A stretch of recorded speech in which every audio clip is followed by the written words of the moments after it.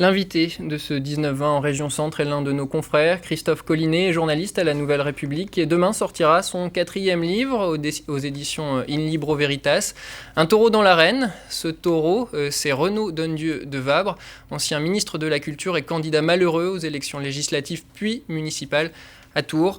Bonsoir Christophe Collinet. Bonsoir. Ça finit mal généralement pour un taureau quand il rentre dans une arène.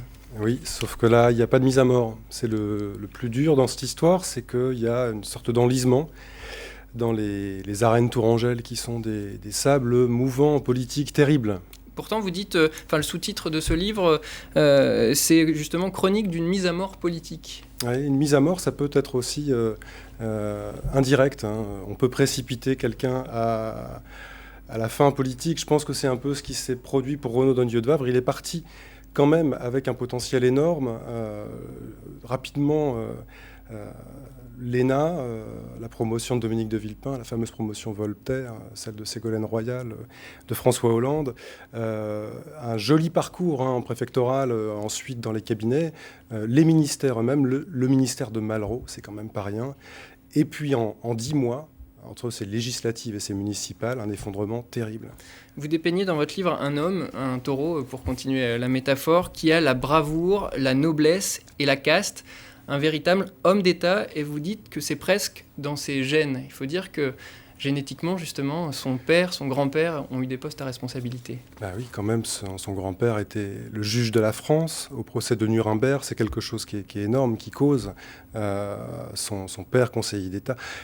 Vraiment, c'est une famille de serviteurs de l'État. Et on a du mal, dans ces cas-là, à comprendre. En même temps, il faut comprendre, parce que notre système démocratique aujourd'hui repose sur des députés, sur un exécutif, mais aussi sur des hommes et des femmes qui, de plus en plus souvent, jonglent, surfent entre l'ENA, l'Assemblée nationale et les ministères. Et quelque part, si on se rend compte que l'un d'eux a fauté, c'est pas la première fois, le retrouver sur la scène politique, c'est troublant, parce que ça veut dire on est dans une démocratie où nos représentants sont élus, où nos gouvernants sont avoués ou désavoués, mais tiens, comme par miracle, on les retrouve après. Nous, dans nos carrières, quand on se plante, en général, on en fait les frais. Mais alors, qu'est-ce qui l'a tué? Qui est le toréador dans tout ça?